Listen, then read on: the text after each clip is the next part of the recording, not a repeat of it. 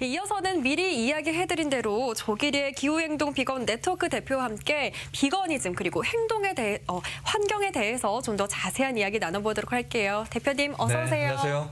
안녕하세요. 네, 우리가 요즘 들어서 비건에 대해서 또 비건이즘에 대해서 자주 얘기를 하고 있는데 비건이라는 게 어떤 건지 설명을 좀 해주시죠. 비건은 동물성 재료를 사용하지 않는 그런 제품을 비건이라고 하고요. 혹은 그런 제품을 소비하고 사용하는 사람을 비건이라고 부릅니다. 이를테면 먹거리 영역에서는 우유나 달걀까지 포함해서 일체의 동물성 성분이 들어가지 않은 그런 식품을 비건이라고 저희가 부르고요.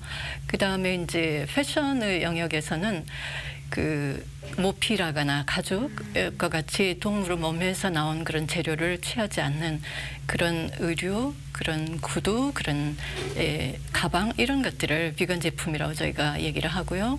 그다음에 이제 비건 화장품도 요즘에 많이 출시가 되고 또 사용이 되고 있는데요. 동물 실험을 거치지 않고 그리고 동물성 성분이 들어있지 않은 그런 화장품을 저희가 비건 화장품이라고 부릅니다. 네. 제 지인 중에서도 실제로 주말마다 비건 베이킹을 취미로 하는 지인이 있거든요. 이 비건이 하나의 문화로 자리 잡은 것 같은데 그 이유가 뭘까요? 비건이 하나의 트렌드로 자리 잡게 된 데는 전 세계적으로 동물 복지에 대한 인식이 확산된 것이 아마 원인이지 않을까 이렇게 생각을 하고요. 그리고 또 이제 건강에 대한 관심 때문에 치유의 음식으로서의 채식에 대한 관심도 늘고 있거든요. 네. 그리고 이제 가장 중요하게는 최근에는 이 육식 위주의 지금의 우리의 그런 식생활이 기후위기의 주범이다. 네.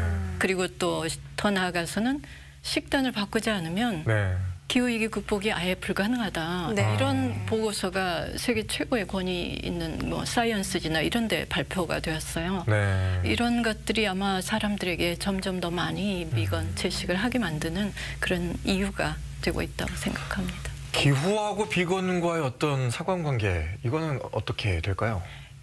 굉장히 많습니다. 네. 우선 2007년도에 유엔 식량농업기구에서 긴 보고서가 나왔어요. 네. 거기에 보면 축산업에서 발생하는 온실가스가 전체의 18% 정도가 돼가지고 교통수단에서 나오는 온실가스를 훨씬 능가하는 단일 산업 영역으로는 가장 많은 온실가스를 배출하고요.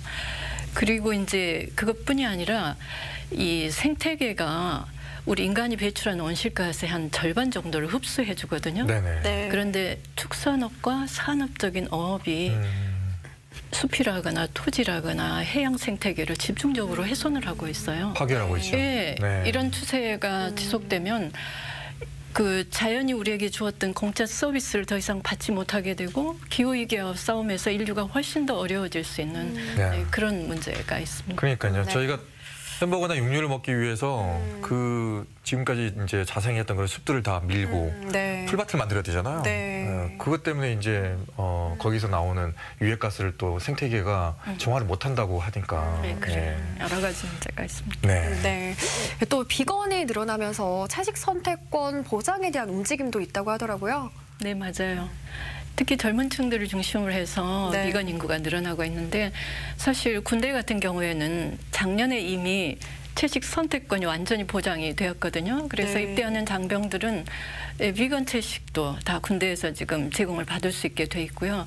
학교 경우에는 아직도 일부 시교육청 산하 학교들에서만 지금 시작이 되고 있는 단계이고 상당히 많은 학생들이 학교에서 때로는 밥하고 김만 먹어야 되거나 심지어는 물에다 밥을 말아서 먹는 이런 학생들도 있어요. 근데 이 학생들이 기후위기 극복하는 데 동참하기 위해서 굉장히 어렵다는 걸 알면서도 비건 채식을 해가는데 정부나 혹은 저희 같은 기성세대들이 이 아이들이 적어도 밥을 먹을 수는 있게는 그렇게 뒷받침을 해야 되지 않을까 생각합니다. 우리가 근데 이제 저도 아이를 키웁니다마는 아이들이 성장기에는 고기를 좀 먹어줘야 돼. 그렇죠. 이렇게 얘기를 하거든요. 왜냐면 이제 단백질을 좀 보충을 해줘야 몸에 건강한 거 아니냐. 그리고 채식에는 그런 단백질이 좀 부족하지 않느냐.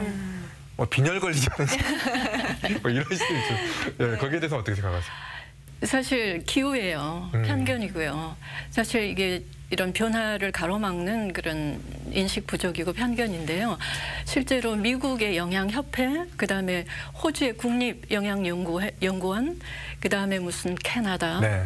영국, 그다음 뉴질랜드 같은 경우는 아예 보건복지부에서 비건 채식으로도 임신기, 수유기, 영유아기, 그리고 청소년기, 노년기까지 인간의 생애 전 주기에서 필요로 하는 영양 성분을 충분히 섭취할 수 있다고 그렇게 이야기를 했어요. 네. 실제로 세계적인 기량을 갖춘 그런 운동 선수들, 뭐 칼 루이스, 올림픽 100m 금메달리스트, 그다음에 무슨 그 F1의 챔피언인 루이스 해밀턴이라거나 뭐 이런 또 울트라 마라톤의 챔피언인 스콧 주렉이랑 이런 분들이 다 비건 채식인이에요. 네. 비건 채식으로도 충분히 자기 기량을 뽐내고 세계 최고의 기록을 갖고 있고요. 그리고 심지어 로마의 검투사들은 보리를 즐겨 먹는 채식주의자라고 하는 그런 연구 조사도 있거든요. 네. 그래서 이런 것들은 기후이고 이런 것들이 사라지고 또 이제 이 육식이 얼마나 기후위기에 심각한 영향을 끼치는지, 그다음에 채식으로 하면 얼마나 큰 보탬이 되는지, 뭐 2050년을 기준으로 생각하면 거의 한 150억 톤 정도를 줄일 수 있다고 해요. 네. 전환이. 그래서 이런 것들이 좀 널리 알려져서 긍정적인 그런 변화가 좀 하루빨리 진행이 되기를 기대를 하고요. 그래서 이제 언론에서도 이런 정보들을 네. 조금 시민들에게 가깝게 이렇게 전달해 주셨으면 하는 그런 바람도 있습니다. 네. 과거와 달리 지금 우리가 비건에 좀 관심을 갖는 이유는 우리 지구 환경이 너무 파괴돼서 맞아요. 진짜 너무 많이 파괴돼 버렸기 때문에 지금 더 많이 좀 관심을 갖게 되는 게 아닌가라는 생각이 네. 듭니다. 예. 오늘 대표님 말씀 듣고 좀 많은 시청자분들이 다시 한번 비건에 대해서 생각을 네. 해볼 수 있는 계기가 되지 않을까 싶은데요. 우리 시청자분들께 한 말씀 해주시죠.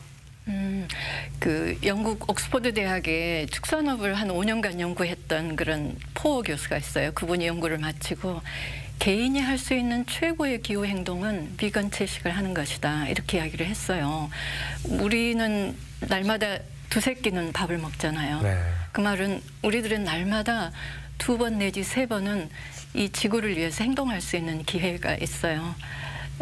함께 하시는 시청자들께서도 가능하면 더 많이 더 자주 채식을 통해서 기후위기 억제하는데 함께 했으면 좋겠습니다. 네.